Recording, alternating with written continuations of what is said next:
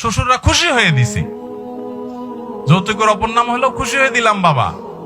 হ্যাঁ, এই যত খুশি হয়ে দিলাম দেখেন, এগুলো সবগুলোর ভিতরে ভেজালের গন্ধ আছে। এত খুশি হওয়া হয়ে লাগবে কেন? খুশি হয়ে আপনারা দেয়, আমার তো দেয় না। বুঝেন নাই কথা? আপনারা কেন দিচ্ছে, আমাকে তো দিচ্ছে না। ভাইরা আমার, মনে রাখবেন, আমি সবসময় একটা কথা বলি, একটা মেয়ের জন্ম থেকে নিয়ে বিবাহের উপযুক্ত হওয়া পর্যন্ত তার চিকিৎসা, তার খাবার দাবার, তার আবাসন, তাকে আদর যত্ন, তাকে পড়ালেখা, সবকিছু একজন মেয়ের বাবা করতে কত টাকা খরচ হয় বলেন? লক্ষ লক্ষ টাকা খরচ হয়, তাই না? কোন টাকার ফিগার দিয়ে এটাকে ফিল আপ করা যাবে না।